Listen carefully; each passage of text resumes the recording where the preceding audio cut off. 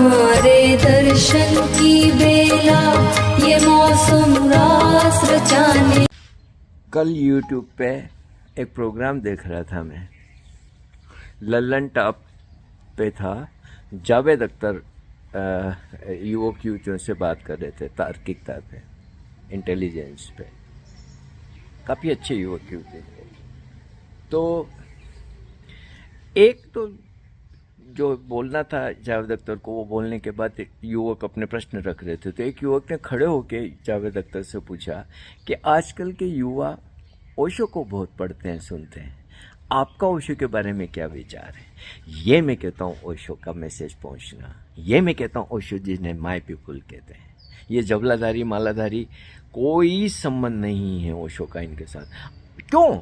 उसका प्रमाण है। अगर ओशो इनको समझ में आए होते तो ये जबले नहीं पहनते, माला नहीं पहनते, ये जो दौड़ा भागी करते हैं ये नहीं करते। हो ही नहीं सकता था कि तुम ओशो को समझने के बाद ऐसी मूर्ताएं करोगे। ये मूर्ताएं ही बताती है कि ओशो समझ ही नहीं आए। कोई तो वो पुरातन पंथी धर्म स्थलों पे जा रहे हैं, पता नहीं किन किन के आगे पीछे दौड़ते फिर रहे हैं, और जो भी। तो भैया जिनको ओशो समझ आ जाए वो ऐसे गंवारपंथी के काम करेंगे क्या? वो किसी फुहड़ राजनेता की जय जयकार कर रहे हैं वो। तो ये उनके कृति ही बताते हैं कि उनको कुछ भी समझ में नहीं आया कि ओशो क्या है। अब ये जो युवक युवती बैठे हैं, फैशनेबल, आधुनिक, अपनी ज़िंदगी को अपने ढंग से जीने वाले, अब वो इंटेलेक्चुअल्स बात हो रही है। जावेद अख्तर जैसा सामने बैठा है, तो एक ने खड़े होकर पूछ लिया कि आजकल के युवक युवती बहुत ज़्यादा ओशो को पढ़ रहे हैं। अब आप सोचो, इतना ज़्यादा पढ़ा चुना जा रहा है आज की इस जनरेशन में कि एक प्रश्न उठा, अरे आजकल तो ओशो को इतना पढ़ना लिखने लगे। ये होता है ओशो का मैसेज किस तरीके से फैला है। अब ये तुम किसी जगह को अरे जी लेगेसी, अरे लेगेसी ये है क्या? उन युवक युवतियों को देखो, और इस तरीके के जो क्रिएटिव लोग हैं दुनिया भर में उनको देखो। ये है ओशो की लेगेसी, जो ओशो अपने द्वारा फैला के गए हैं, पहुंचा के गए हैं। ओशो के संदेश में इतना बल है। वो हर संवेदनशील, हर समझदार, हर एक्स्ट्राऑर्डिनरी जीनियस के पास पहुंचेगा ही पहुंचेगा, पहुंच रहा है, और तेज गति से पहुंच रहा है, और वो वर्क कर रहा है। वो वर्क कर रहा है। अब जावेद अख्तर ने कहा कि ये पूना वन के, जो हम 81 के पहले के दौर को पूना वन कहते हैं, 74 से 81 तक जो ओशो में पूना में रहे उसको पूना वन का दौर कहते हैं, और जब बाद में अमेरिका से आए तो उसको पूना 2 का दौर कहा जाता है। उस दौर में बोले कि मैं जब भी कोई कहानी लिखता था, डायलॉग लिखता था, गीत लिखता था, तो मैं ब्लू डायमंड होटल में जाके रहता था और वहाँ पे लिखता था।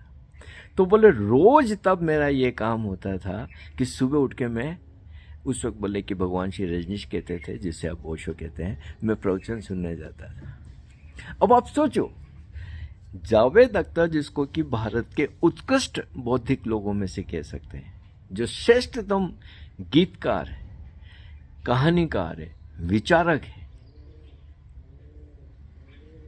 वो व्यक्ति रोज ओशो को सुनता था। उस वक्त लल्लन टॉप के प्रोग्राम में कल बोला उसने कि मैं रोज सुनता था। अब क्या ओशो का, और वो आज भी अभिभूत हैं ओशो की दिव्यता से, भव्यता से, उनकी बुद्धिमत्ता से। तो क्या ओशो का मैसेज जावेद अख्तर के द्वारा उनकी कहानियों में, उनके संवाद में, उनके गीतों में, उनके जगह जगह जाके बोलने में, या उनकी पूरी जीवन शैली में, या जितने बुद्धिजीवियों में अपनी बात को रखते हैं, ओशो का मैसेज नहीं फैलता रहा धीरे धीरे धीरे धीरे धीरे धीरे। ये होता है ओशो का वर्क।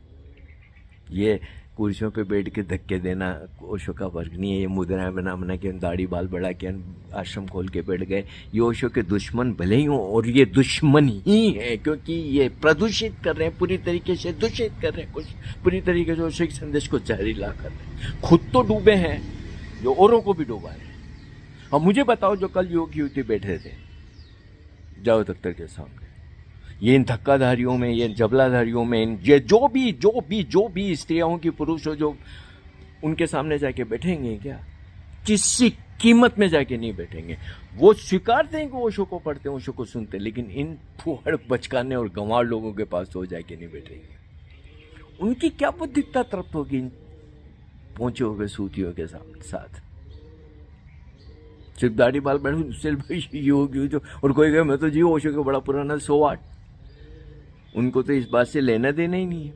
उनको इस बात से लेना देना कि ओशो कहते क्या है, जीवन के संबंध में ओशो के विचार क्या है, रिश्तों के बारे में क्या है। 50 चीजें होती है आज युवक युवतियों के सामने जो ओशो बताते कि कैसे जीवन जिया जाता है। तो ये जो युवक युवती हैं वो जावेद अख्तर से प्रश्न पूछ सकते हैं, किसी जबलाधारी से नहीं पूछ सकते। मुझे बता दे कोई कि किसी जबलाधारी के पास में इस तरीके के युवक युवती आके बैठे हो।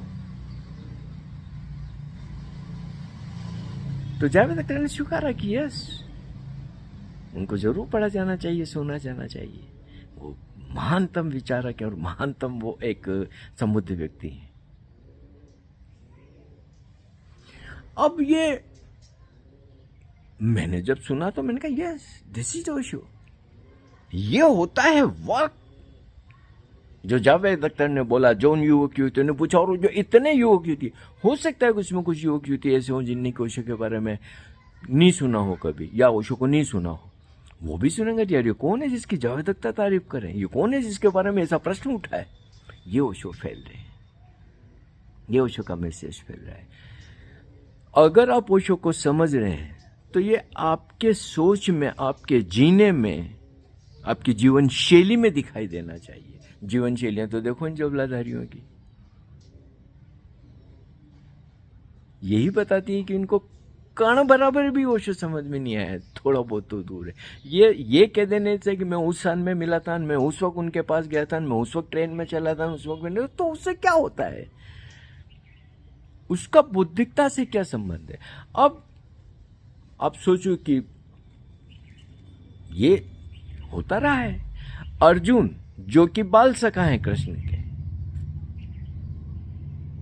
और कृष्ण कोई बात कहना चाह रहे हैं और प्रश्न पे प्रश्न आ रहे हैं अर्जुन के। बाल सखा सामने खड़ा है कृष्ण के और उसके भी प्रश्न पे प्रश्न आते चले जा रहे हैं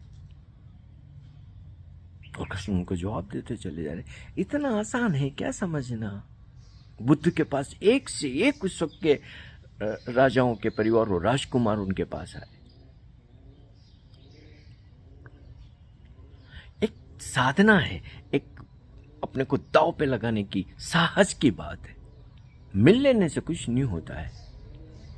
मिलने को तो बुद्ध के साथ उनका चचेरा भाई देवदत्त भी बचपन से एक दूसरे को जानते थे, दुश्मनी रहा वो तो बुद्ध का। तो इन सब बातों से कोई संबंध नहीं हो ओशो का और ओशो के मैसेज का, सब मूर्खता की बात है। ओशो क्या है, ये एक इंटेलिजेंस है। ओशो जब कहते हैं ना यूज योर इंटेलिजेंस, वो हमें इंटेलिजेंट बना रहे हैं और हर तल पर उस इंटेलिजेंस का असर दिखाई देना चाहिए, असर आना चाहिए और असर होता है। और ये ओशो है। आज का युवक युवती, मुझे पता है प्रतिभावान युवक युवती ओशो को सुन रहे, पढ़ रहे हैं और ओशो उपलब्ध है सबको। वो कैफेटेरिया में बैठ के बहसें कर रहे हैं ओशो के ऊपर, वो पब में बैठ के बहसें कर रहे हैं ओशो के ऊपर, वो शॉपिंग मॉल में घूमते हुए हाथों में हाथ लेके अपनी गर्लफ्रेंड और बॉयफ्रेंड को लेकर ओशो के बारे में, ओशो की बताई हुई बातों के बारे में बात कर रहे हैं।